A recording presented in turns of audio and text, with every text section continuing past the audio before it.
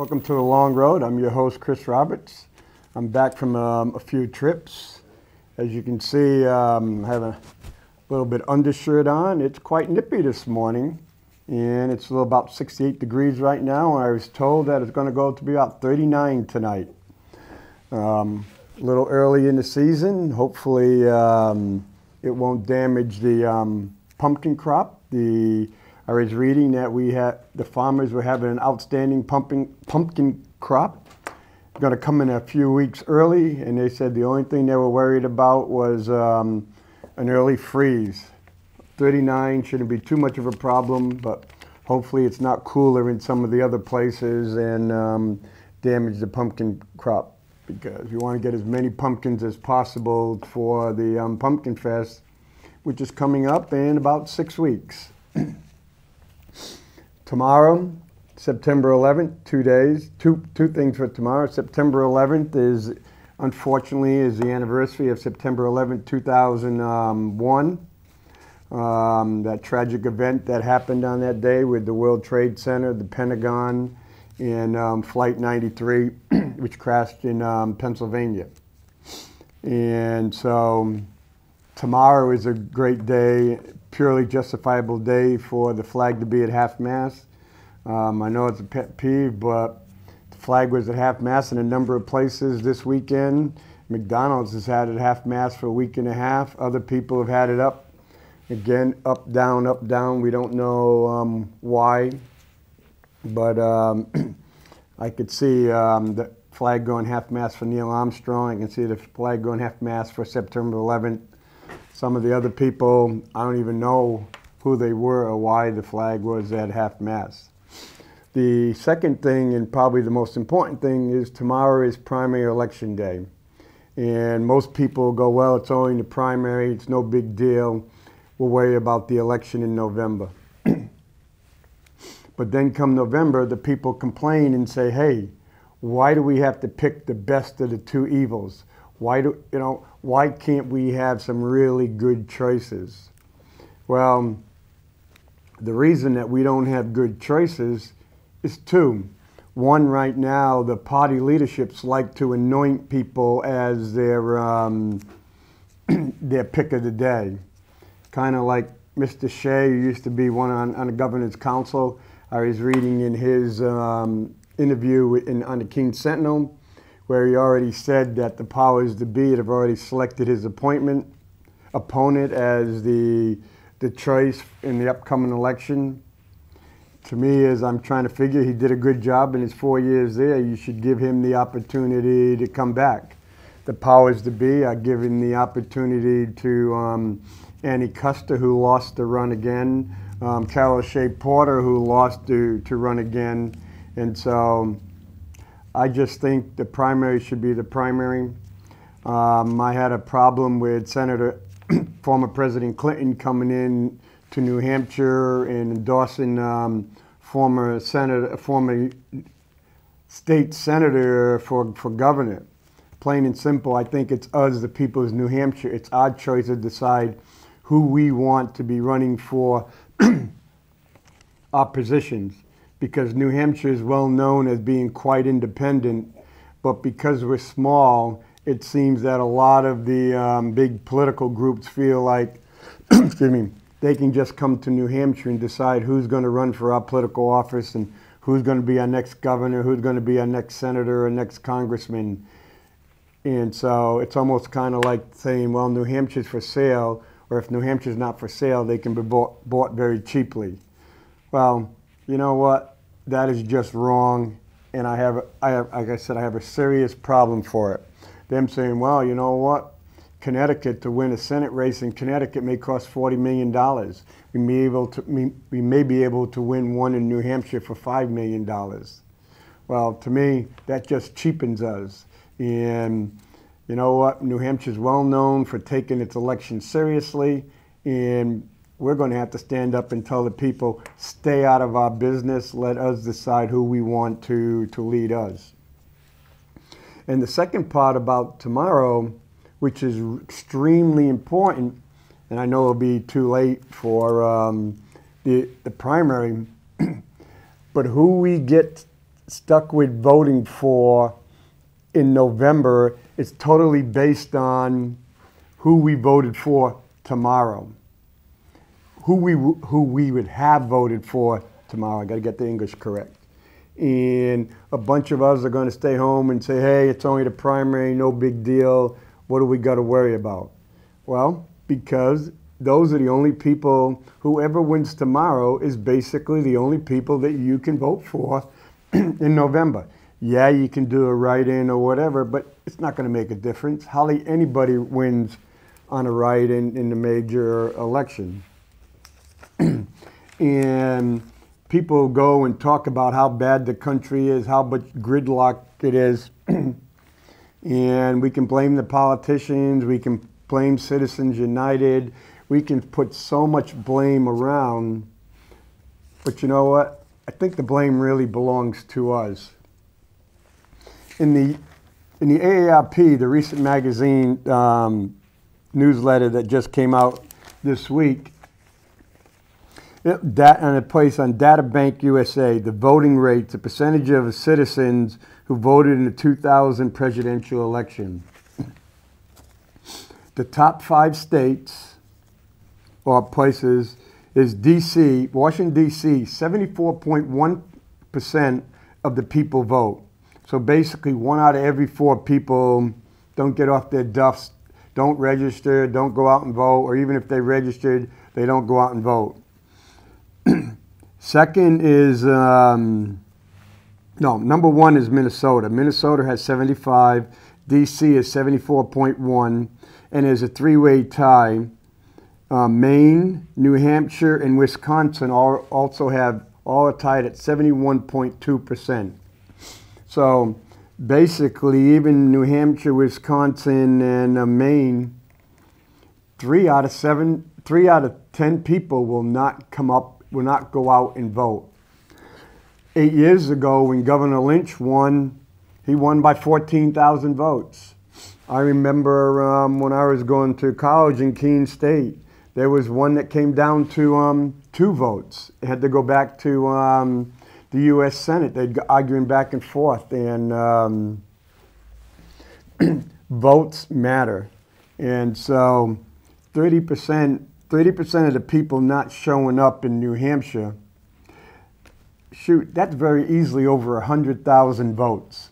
So in a lot of cases, the 30% of the people in New Hampshire that don't show up to vote really have the power to decide who could get elected or not. It goes to me, it kind of goes like to Karl Rove. Karl Rove would say, if the person's not going to vote for my candidate, I have to do everything possible to keep that candidate at home, or prevent that candidate from not voting, or convince that candidate not to vote. And with so much going on, with so much cuts have to be coming, whether we're going to raise taxes or how we're going to raise taxes, to have 30% of the people of the top states staying home, not taking part in the voting, not taking part in determining who's going to represent them. It's easy to see why the political parties ignore a lot of people, what they say. The sad part, the bottom 5. The worst state is Utah, 53.1%. So just think, in the state of Utah, only 1 out of every 2 people who are eligible to vote. And here's the part. Utah, a very conservative state, a small state, and right behind Utah, West Virginia, 53.4%. Senator Byrd came from West Virginia. Senator Hatch comes from Utah. Next is Arkansas, 53.8. Fourth is Tennessee at 55.5. Excuse me. And Texas at 56.1%. So basically, 1 out of every 2 voters, eligible people to vote in these 5 states, will not show up, will not take the time to vote. And why is that important?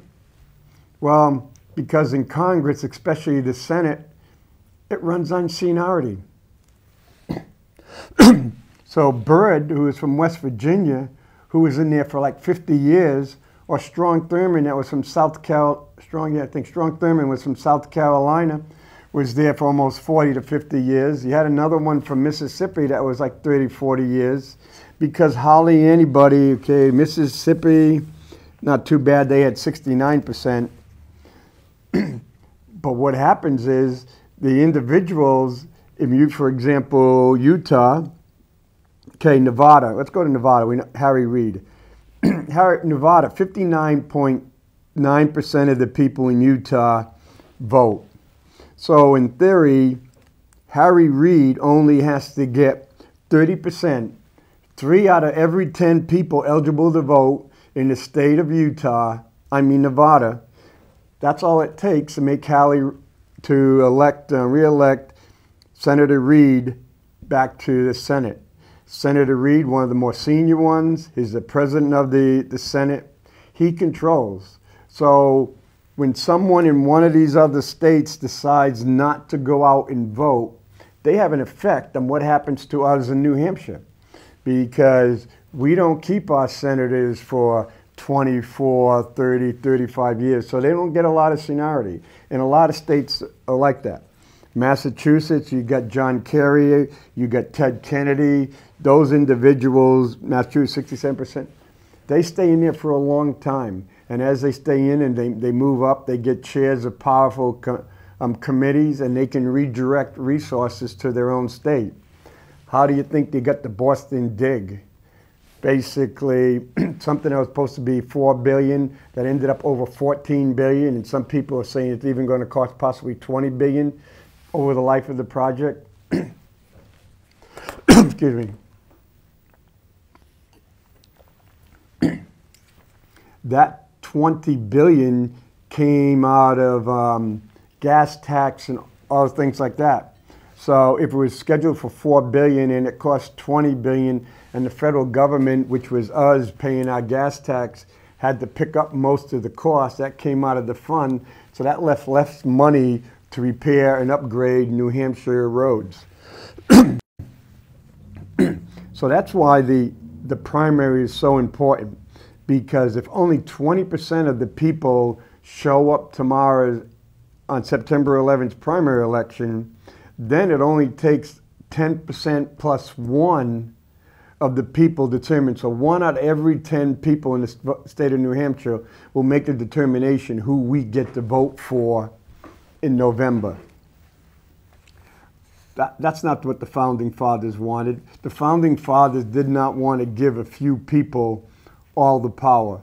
And so basically the political parties can determine who gets to be, who even gets to run for election. If both parties want to put up crappy individuals, we've got no choice. We have to vote for one of the crappy individuals. And so me, I wish our parties, the parties were out. I wish we were like the city council in Keene. There's no Republican Party, no Democratic Party. Everybody runs, and the voters of Keene pick who they think are the best individuals. And like I said in an earlier show, there's a number of states that do that. And Ernie had asked me earlier if I had watched any of the conventions. I would say I watched very few snippets of the conventions, because the conventions are not conventions.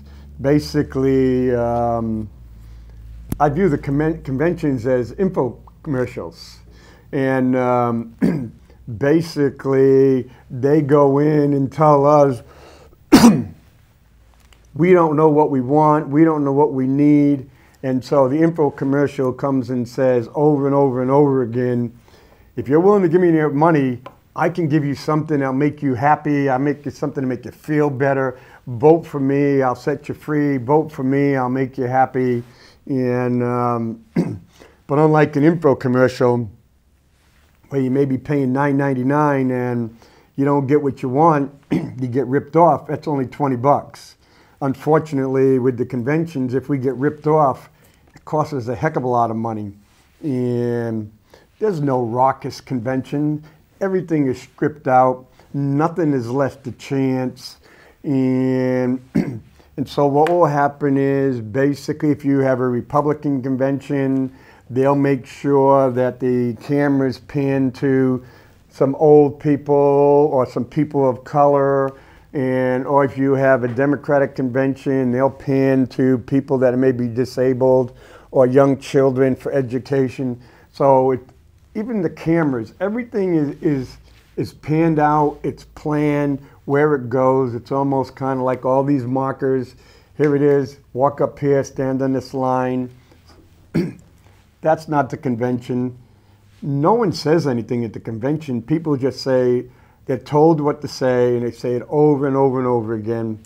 And even when you listen to the news the next day, and they'll go, oh my goodness, did you see that girl?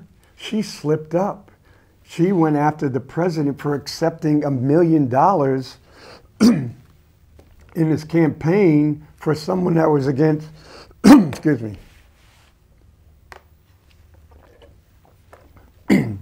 someone is about birth control.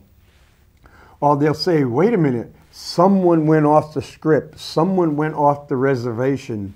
And it's kind of like, what do we want? It's like they want to put up talking dummies that are going to repeat, you know, like those little dolls that my daughters used to have. You just pull that string back and they would stand there and smile and tell you what you want to hear. And it's no matter what question you asked them, there was only 3 or 4 answers, and they were going to give you the answer over and over and over again. To me, that is not politics. And when I go on trips, I don't go to a bunch of places. I also like to read. I was reading this book, Mistakes Were Made, but Not by Me. And it says, most people, when confronted with proof that they are wrong, do not change their point of view or course of action, but justify it even more traditionally. Politicians, of course, offer the most visible and often tragic examples of this practice. When politicians' backs are nailed to the wall, they may reluctantly acknowledge error, but not responsibility. They have refined the art of speaking in the passive voice. Oh, all right, mistakes were made, but not by me, by someone else who shall remain nameless. And, you know, and I'm going in and it's like, as I was reading this, I was thinking of General Eisenhower. General Eisenhower, the day before D-Day, sat up and wrote a note, and he offered to resign, and he was going to send it to President Roosevelt. He knew that D-Day, even if they won, it was going to come at a very high price. And basically he wrote the note and he says, I've looked at the stuff, and I have to take the chance now. I don't see it getting better, or I see the consequences of me just standing here waiting for a perfect time, only making it worse. In that letter, General Eisenhower told the President of the United States, the reason for the failure of D-Day, the reason for this unnecessary loss of human life and casualties was my fault and my fault alone. No one else's fault. People gave me information. I sat down. I looked through that information. I made the decision, and it's my decision, and it's my responsibility. Hold me accountable for that decision. And as this book was saying, is we have politicians, if you force their back to the wall, they'll say, yes, something went wrong. Yes, a mistake was made, but it wasn't my fault. It was someone else's fault. And it's kind of like, what happened to the responsibility of leadership? You know, leadership means taking responsibility. In any cases, leadership, you must take responsibility for everything that goes wrong. It doesn't mean you don't hold the people underneath you accountable for their errors, but it means you take responsibility, You hold yourself accountable and you hold the people underneath you accountable for the errors they made. That's not happening. And when I go in and I listen to the little bits of the conventions and I listen to some of the talk shows after, no one, I don't care if it was Obama or Biden or Romney or Ryan or all these different heads of these different committees, none of them ever said that we made a mistake. We should have done something better. They all said, this is, some will say it's Bush's fault. 3 years ago, we're in trouble because it's Bush's fault. We could not fix it because it was so bad because it was Bush's fault. While the other one saying is, Obama had 3+ years and he hasn't fixed it. It's his fault. He had the stimulus. It's his fault. It didn't work. And I was thinking, you know what? Let's go back to 1932 when Franklin Roosevelt got elected for president. He beat Herbert Hoover. We were already in the Great Depression. What did Roosevelt said? Roosevelt said the only thing we had to fear was fear itself. Was Roosevelt saying, you know what? I can't fix this in 4 years. I need 8 years. I need 12 years because this is the worst that's ever happened?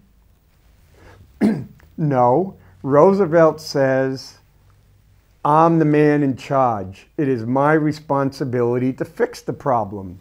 And so Roosevelt says, we're going to fix the problem. Did he try things that ended up being wrong? Yes. Did he try things that the Supreme Court said were unconstitutional and force them to change? Yes.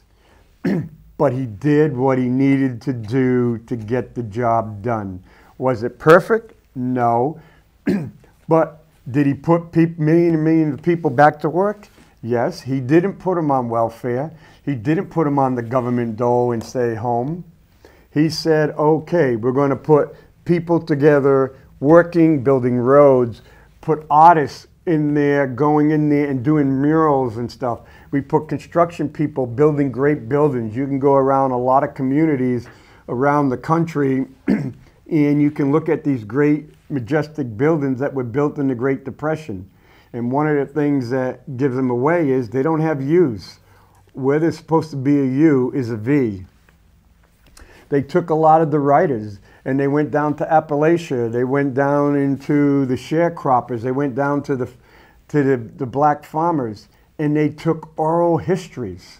And so they kept everybody gainfully employed and they employed them with a sense of dignity. Everyone was working, everyone was contributing based to their talent, and it was basically, and we as a whole were benefiting it from it. That's how leadership is. You go in, you take risks. If it goes wrong, it's my fault, but you know what? I don't panic, I don't freeze, I go in and try something new. And I just, and I sit here and I look and I find it how frustrating it is. And what's the other one right here? Here's one thing that we won't see in politics. Here, we need a few trusted naysayers in our lives. Critics who are willing to puncture our protective bubbles of self-justification and yank us back to reality if we veer too far off. This is especially important for people in positions of power. Let's look at a lot of the people that have been positioned of power in the 21st century. So many of them feel they're always right, and they always surround themselves with people that think like them. And so, boss, are you right? Yep. Yes, boss, you're right, boss. You're right, boss. You never question the boss. According to historian Doris Goodwin, Abraham Lincoln was one of the rare presidents who understood the importance of surrounding himself with people willing to disagree with him. Lincoln created a cabinet that included 4 of his political opponents, three of whom had ran against him for the Republican nomination in 1860 and who felt humiliated, shaken, and angry to have lost to a relatively unknown backwoods lawyer. William H. Stewart, who Lincoln made Secretary of State, Simon P. Chase, Secretary of the Treasury, Edward Bates, Attorney General. All thought they all shared Lincoln's goals of preserving the Union and ending slavery. This term of rivals, as Goodwin called it, disagreed with each one another furiously in how to do it. Lincoln was in deep trouble politically. He had to placate not only the Northern abolitionists who wanted to escape slaves emancipated, but also the slave owners from border states like Missouri and Kentucky who could have joined the Confederacy at any time, which would have been a disaster for the Union. As a result of the ensuing debates with his advisors who had different ideas about how to keep both sides in line, Lincoln avoided the illusion that he had group consensus on every decision. He was able to consider alternatives and eventually enlist the respect and support of his erstwhile competitors. As long as we're convinced that we are completely objective, above corruption, and immune to prejudice, most of us from time to time will find ourselves on our own personal road to St. Andrews. And so, wouldn't it be great to have a president like Lincoln who would go in and say, you know what? I don't want someone with blind loyalty, blind obedience. I want to go in and get the best people in my cabinet, the best for America, the best for the future. And you know what? If you get the best people, people will re-elect you. Because they can't re-elect the cabinet. If you hire really great people, they do a great job, it makes you look really good. And so why do we go in and hire people that will say yes to us all the time? If we've done it at the State House in Concord, both Democrats and Republicans, and it's kind of like, I don't care if how you look at it, because it's kind of, for 4 years, it wasn't the people's house, it was Norelli's house. And if you wanted to stay in her good graces, simple, you did what she told, you told the party line. Then when O'Brien took over, again, it wasn't the people's house, it was O'Brien's house. If you wanted to stay in the position of power, you wanted to sit in the front row, it was O'Brien's rules. If you didn't play by O'Brien's rules, you were shucked to the side and you were quickly replaced. And you know what the funny thing about politics is? You got all these people that want to move up. They think that's where the power is. So if Norelli threw someone to the side, there was 2 or 3 people just like lapdog getting ready, saying, can I come, can I come, can I come? When O'Brien had to throw Betancourt to the side for cheating on his paperwork for his to graduate from law school, there were some people just jumping up to take over that spot, whether they were qualified or not. And I think some of the people that jumped up to take some of those positions were even less qualified and less experienced than Betancourt. But what people will do is, you know what? I want this position. I want to be the majority leader. I want to be the minority leader. I want these positions. I want to be able to get the license plate that says majority leader, minority leader, whip, all those. So when I drive around, people will be impressed by who I am, be impressed by the license plate. But you know what? I don't think most of the people in New Hampshire really care. The people in New Hampshire want to know whether you're doing a good job. And we'll see tomorrow's election and see if Mr. O'Brien is voted out in the primary or he's in a tough one. Or we'll see who's voted in, who's voted out, and hopefully we'll have some really good candidates for the November election, so we don't have to hold our nose and decide which ones to pick. You know, I don't care which party they're at. I just want good people. I want leaders that I'd be proud to follow, leaders I would be able to trust, and leaders I know are going to stand up and do the right thing. Some of the leaders that are willing to stand up and take a bullet to the chest because it's the right thing. But otherwise, if we don't demand it of them, we're going to keep getting what we're getting, and we're going to have no one else to blame but ourselves. It's our fault. We have the right to vote people in. We have the right to vote people out. And we just got to do it. And as reading this book, the book shows over and over again, it's going to be the independents. It's going to be the independents. Because if you go to a diehard Democrat and you go and try to convince them otherwise, they're going to cast their feet deeper and deeper in concrete. They're not going to budge. Likewise with the diehard Republican. You will not be able to convince them to change their mind. The more you go and try to convince them that they were wrong, the closer and closer their mind will be, the more firm they will get, the less they will be able to listen. So you got diehard Republicans on one side, diehard Democrats on one side. Unfortunately, they can't hear anything new. They can't see anything different. And the big thing, it's going to come down to that 40% of independents in the middle. And that's the part that's scaring both parties, because you can't, they're not talking to the choir with the independents.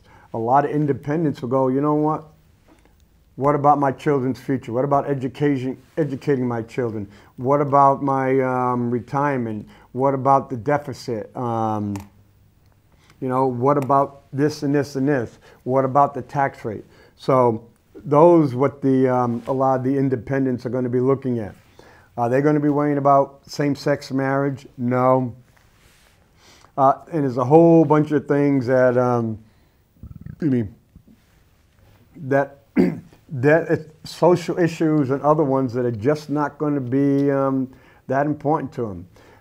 And I think what a lot of independents are looking for is they're looking for someone who can take over the Titanic and get it safely back to either Liverpool or New York. They don't care if the people on the below decks are cold. They don't care if the people are freezing. They don't care if they're hungry. They want someone who can take over and say, yes, I will take over this ship and I will get this ship safely back to a safe harbor. And then once we get back to that safe harbor, we'll feed you. We'll get you dry clothes. We'll get you warm. We don't want someone that's arguing over which way to go, or arguing over, you know what, let's stop and feed the people. Let's stop and put dry clothes on them. Let's find a way to warm up the ship. You know why? Because the ship will sink and most of us will die. Okay? The way that we successful, the way that we move on is someone takes over and says, these are the sacrifices you're going to have to make. You're going to have to put up being cold. You're going to have to put up being wet. You're going to have to put up being hungry. But I'm going to get you there, and I'm going to save your life, and we're going to create a future for you. You can complain and worry about these little things and have no future. But if you want to have a future, this is what's going to happen. This is what we're going to do. This is why you're going to have to be uncomfortable. That's your choice. Me, you know what? If I'm dead, I don't have to worry about having a nice juicy steak. But if the guy can get me back to, a man or woman, a leader can get me back to New York or Liverpool, first thing I'm going to do is when I get off that ship, I'm going to kiss the ground. I'm going to get warm clothes. I'm going to take a shower, get warm clothes, and I'm going to go to the restaurant to try to eat the biggest steak I could get, even until it hurts my stomach. That's the difference between real leadership and party leadership. That's what we have to look forward in the primary and the upcoming election. So now that I've got all that political crap out of the way, I'll talk a little bit about my trip, and I'm putting a thing together, a show together covering the trip. And I think it was a good trip. It didn't go out the way I planned. I was driving out west. I had stopped at a rest area in Tennessee to spend a couple hours sleeping. And I get up about 2, 3 o'clock in the morning and I say, okay, I'm rested up. Turn my car, nothing. I go, what the heck happened? And so checked my lights were there. Everything was working except my radio, and I turned it again, nothing. And I'm going, what the heck's happening? And so I said, something's wrong. I checked my battery, everything was tight.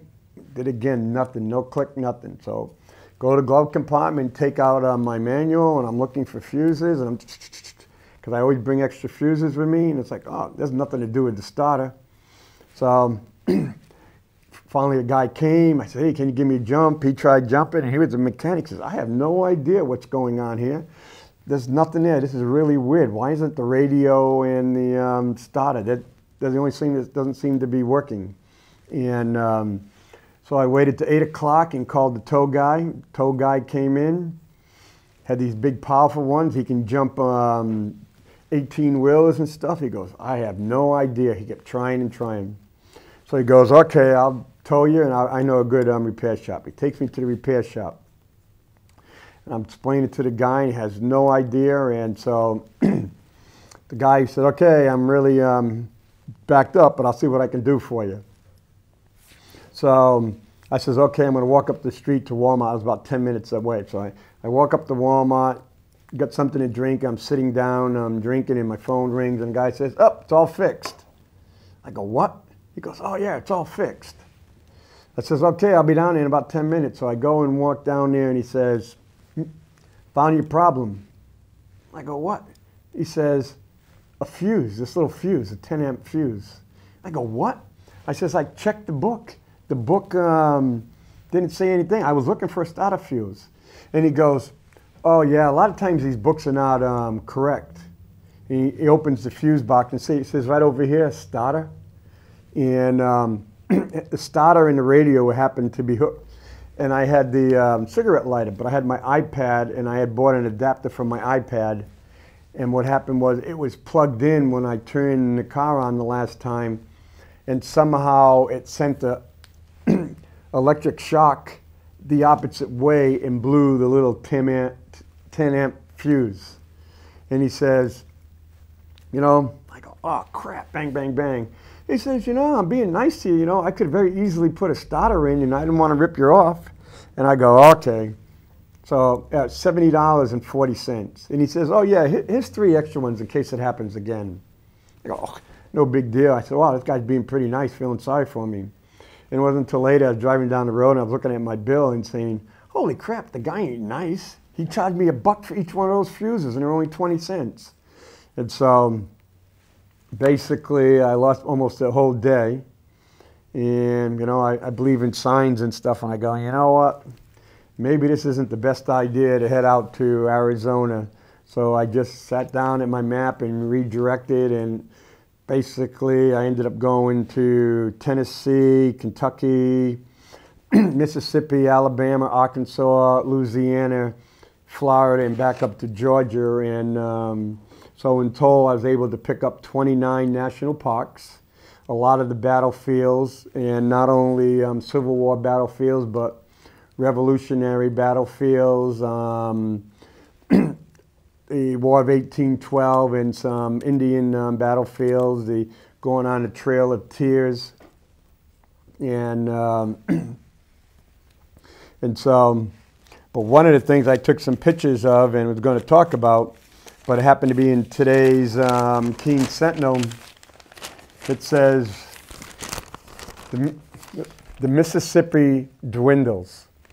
And I'd gone to Vicksburg and Mississippi, where they had the great battle and the siege, and even thought the Mississippi River runs different now than it did in the Civil War. I think there's like an earthquake in the 1880s that rerouted the Mississippi River. And when I was going across the Mississippi, on the west side of the Mississippi, it looked like the Atlantic Ocean. It must have had about 100+ feet of nice yellow beach sand. And I'm going, wow, that doesn't look like the Mississippi. That isn't the raging Mississippi. And then as I was going along, I was able to stop on some of the other big major rivers that go into the Mississippi. And one of them only had about 30 feet left. And there was like 150 to 200 feet that used to be underwater that is now all dry. And the problem is, and they were talking about it over and over again, the Mississippi was so dry that the barges couldn't get down the Mississippi. And that's where a lot of the grain and stuff goes down in these barges down the Mississippi, down to like Shreveport, Louisiana, and New Orleans, and get shipped over to like Russia and Middle East and China. And right here, a group of farmers, grain brokers, barge operators engaged in what humans had grappled with for more than 200 years in the Mississippi Delta, puzzling out the latest blow from a stubborn river that refuses every effort to control it. Even the dozens of inches of rainfall from Hurricane Isaac will change little on the river. The best crop of corn and soybeans in a generation are awaiting shipment by Mississippi barges and will not wait forever before spoiling. The window is about 10 days, and once it closes, consumers around the country will feel the bite of higher prices. Well, that's today's paper. But I went to one of our local stores, not one of the grocery stores, but one of the ones that normally sells food at a little less. And bacon, a pound of bacon cost $1 more last week than it did before I left on my trip on August 16th. And so basically, even if you round it out, in 3 weeks, a pound of bacon went up $1 a pound. And I went to look at a bunch of the other meats. They're going up. They're going up drastically, and they're going up rapidly. And when I drove through Mississippi, and I'll show it later when I put the clips together, when I went to Mississippi, Alabama, Arkansas, I saw hundreds and hundreds and hundreds of acres of cornfields. Very little ear on them. What few they had was stunted, and they were all brown. They were browner than what we'd have at the Pumpkin Fest. They were browner than what we would use for scarecrows and pumpkins. And I'm just saying to myself, that's going to cost the United States, that's going to cost us an awful lot of money. You can hear about it a little bit like in this newspaper, or you can hear it on TV and all this other kind of stuff. But when you go out there and you can see, you can look everywhere and you just see these fields, brown, dark brown, rotten fields of what was supposed to be tall, 6 to 8 feet tall cornfield stalks with a lot of ears, has nothing on. And best they can do is plow it down and feed it to some local cows, but it's not going in the food train. It goes, sandbars approached in midstream, and broad beaches, broad beaches now spread at the edge of what were green riverbanks. Traffic has come to a crawl, and on some stretches the river had been a standstill since June, as water levels have dropped so low that even barges requiring 9 feet of water are running aground. And so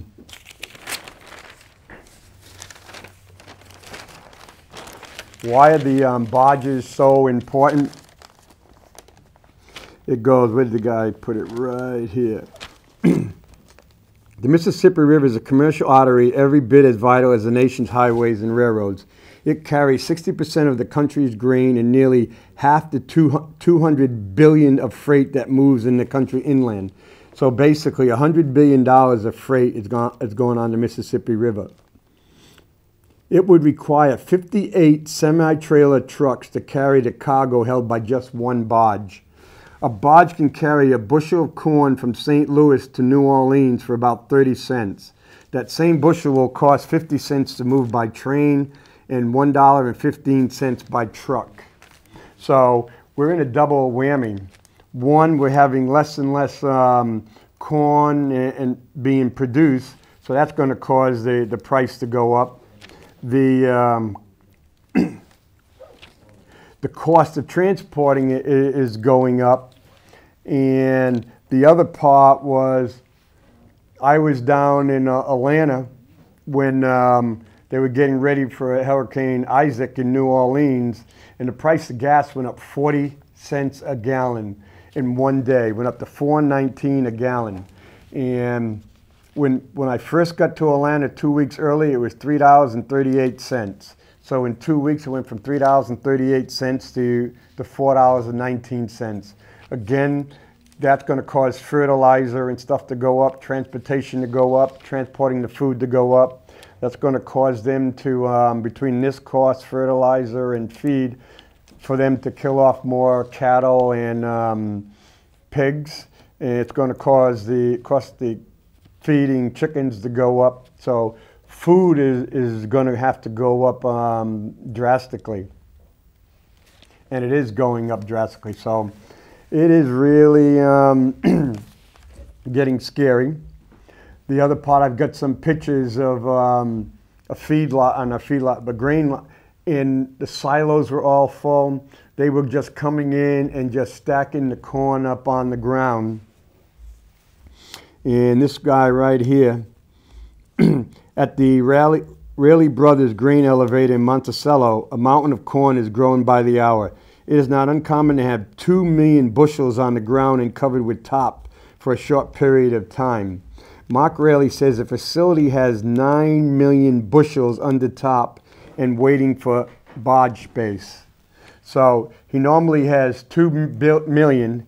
He has 9 million bushels. So that's 7 million extra bushels of corn just sitting there on the ground, and he has a top over it. In case anybody wonders, guess what, when you have all that food out there, that corn, you're going to have squirrels, you're going to have rats, you're going to have other kind of rodents, you're going to have birds. They're going to come in and they're going to start eating that corn. Plain and simple. Put a bird feeder outside, spill it on the ground, how long does that stay? And so again, that's going to cause a lot of financial problems as we're getting ready for Thanksgiving and Christmas. So I think we can expect to pay more for our hams and our turkeys. And so whatever corn that we can get local and some of the other ones, that's going to be the best we can, because anything else that's going to be shipping is going to be pretty expensive. One of the things I found really surprising and really enlightening, I stopped at a rest area in Mississippi. Mississippi, you know, nice rest area, and they have Wi-Fi, the whole works. And they also have security guards. And I was just sitting there, you know, on my iPad typing, and one of the security guards came in, and he was talking, and he was saying, hey, you know, he talked about how he was in the Army for about 4 years, got out, went to college, was up in Detroit for about 31 years, and worked in the auto industry and got up into management and retired. Came back down to Mississippi, and he worked as one of the night security guards at the rest area. He says, yep, you had to have at least 2 years in the military because they were looking for veterans. And he'd been working there for 12 years. And we spent about an hour talking, and we were talking about different things. And he talked, look at that plant over there, 1,300, it's like Tuelpho, T-U-E-L-P-O, Mississippi. And he goes, yep, that plant just recently closed, laid off 1,300 people. The people around here don't know what to do. The farms, he says, the Chinese are coming in and they're buying up the farmland. And he goes, I don't understand why the Chinese are buying up the farmland, but they're going in and they're going to all these different farmers. They're having bad crop years and they're having this, and they're saying, hey, we'll give you a good dollar for your property. Bingo, and so they're buying it up. And I go, it makes all the sense in the world. I says, the Chinese are going to Iran. They're going to Eastern Africa. They're going to Venezuela. They're building and they're buying and getting long-term contracts. They're going to Australia. So they're buying minerals, they're buying oil products, and they're not buying them for worldwide consumption. They're buying them so they will have it for themselves. So if they go and cut a deal with Iran to say, hey, we will buy 10 million barrels of oil every month at $80 for the next 10 years. China doesn't care if the price of oil goes up $300. They're still going to get it at $80. And so China doesn't care if palladium or platinum or gold goes up or silver. They're locking themselves in. They're locking themselves in with iron ore, tin, nickel. Same thing as they're trying to cut a deal with Canada for the pipeline, the tar sand oil. If the United States doesn't want it through Keystone, China will take it. So China is looking at their industry and they understand the importance of resources.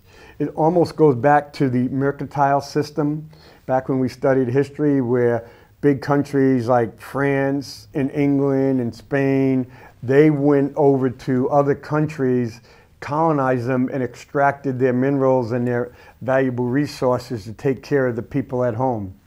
That's what China is doing. And so now what China is saying is, we're always at risk with the food products. It says, so how do we protect ourselves? This is my opinion. How do we protect ourselves with food? Why don't we go to the United States, buy up all this highly productive farmland, okay?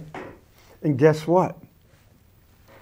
We produce these crops, whether it's rice, corn, wheat, soybeans, and it's a Chinese company, and a Chinese company doesn't have to sell it to the world. So if the Chinese company takes that corn, say it has 10 million bushels of corn produced on cornfields that they own in Mississippi, they can take that 10 billion bushels and ship it out on Chinese ships to bring back to China, and China now can use that for their own population, which then puts us as Americans in a problem, because that's 10 million bushels of corn that's out of the supply system. So due to supply and demand, that means we're going to have to pay a higher price for our corn, our meats, our chicken, while China again is guaranteeing itself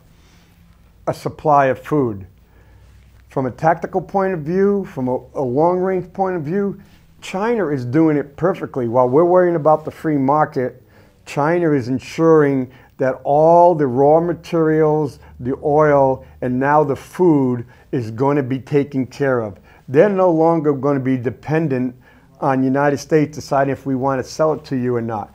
They're going to own the land in the United States, they're going to produce the crops in the United States, and they're going to turn around and bring it home and sell it to their fellow Chinese in the United States. Perfectly legal, perfectly ethical, under the free trade scenario. But the question is, how much is it, what does it do to our national security? And so, as the man and I, we talked kind of all kinds of things, kind of like that Tom T. Hall, old kids, dogs, and watermelon wine, you just sit there and talk. Well, he kind of really shocked me when he says, you know, I sat down with my son the other day, and you know what I told my son? He says, I was born a little bit after the Depression. He says, I was born in the right time. And he says, I'm an old man now, and I'm going to die at the right time. I was born after it was really bad, and I'm going to die before it's really bad. And it kind of shocked me. The guy is, you know, he's in his early 80s, and he's going, wait a minute, how can someone say that? How do you say it? But the guy had knowledge, he was wisdom, articulate, and then when it was one of those eye-openers that you get from someone who grew up from parents who were in the Great Depression. Here's a realist. As he said, he told his son, I was born at the right time, and I'm going to die at the right time. Unfortunately, I think that may be a sad commentary unless we come up with some really much better leaders. So it's up to us to pick our leaders. I don't want to die at the right time. I want my kids to be around and my grandkids around for the good times.